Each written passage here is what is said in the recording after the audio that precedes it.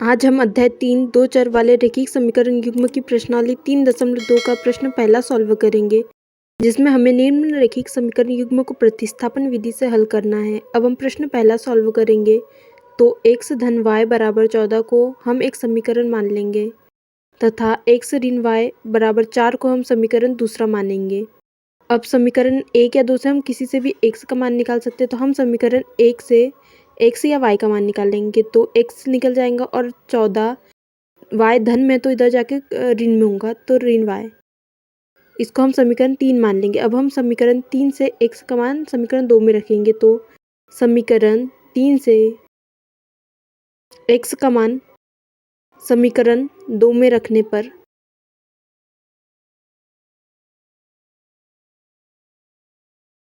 अब हम मान रखेंगे x की जगह तो 14 ऋण y बराबर 4। अब हम इसको सॉल्व करेंगे तो 14 ऋण ऋण धन होगा और 2y है तो ऋण 2y बराबर 4 तथा ऋण 2y बराबर इधर पक्षांतर होगा तो 4 ऋण 14 हो जाएगा। अब इसको सॉल्व करेंगे तो ऋण 2y बराबर 4 में से 14 जाएगा तो ऋण 10 आएगा। अब इसको सॉल्व करेंगे, दोनों तरफ ऋण के चिन्ह तो कट जाएंगे तथा इधर 2 गुने में है तो उधर जाके भाग में हो जाएगा और इसको काटेंगे तो y बराबर 5 आएगा। अब जो y का मान हमें प्राप्त हुआ है, अब हम उसको समीकरण 3 में रखेंगे तो y का मान समीकरण 3 में रखने पर तो हम समीकरण 3 में y का मान रखेंगे तो x बराबर 14 ऋण y के जगह 5 आएगा, x बराबर 14 में से 5 जाएगा तो x का मान हमें 9 प्राप्त होगा। अब हम प्रश्न दूसरा सॉल्व करेंगे तो s माइनस टी बराबर 3 को हम समीकरण 1 मान लेंगे तथा s बटा 3 धन t अपॉन 2 बराबर 6 को हम समीकरण 2 मान लेंगे। अब हम समीकरण 1 से x का मान निकालेंगे तो समीकरण 1 से तो हमें s का मान निकालना है तो s बराबर 3 और उधर t ऋण में है तो उधर जाके धन में होगा तो इसको समीकरण 3 मान लेंगे। अब समीकरण 3 से s का मान समीकरण 2 में रखने पर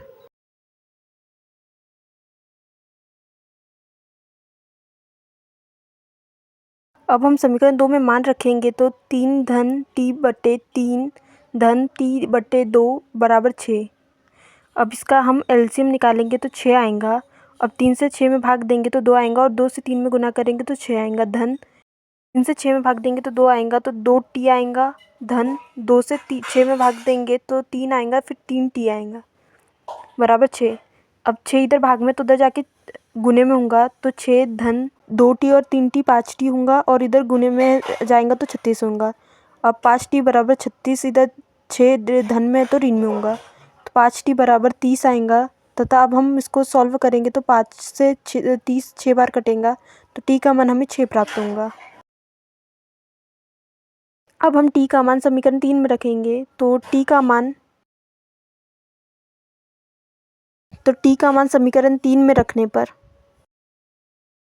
अब हम समीकरण 3 में मान रखेंगे तो s बराबर 3 धन 6 आएगा तथा इसको सॉल्व करेंगे तो s का मान हमें 9 प्राप्त होगा। अब हम प्रश्न तीसरा सॉल्व करेंगे तो हम 3x ऋण y बराबर 3 को समीकरण 1 मान लेंगे तथा समीकरण दूसरा उसमें से हम कॉमन निकाल सकते हैं तो हम इसमें से 3 कॉमन निकाल लेंगे और बचेगा 3x बच जाएगा और ऋण y बराबर 9।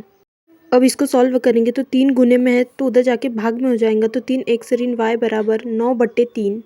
अब इसको सॉल्व करेंगे तो 3 आएगा तथा 3x ऋण y बराबर 3, इसको हम समीकरण 2 मान लेंगे क्योंकि समीकरण 1 और वो 2 बराबर है, अतः समीकरण 1 व 2 बराबर है, इसीलिए इसके अपरिमित रूप से अनेक हल होंगे।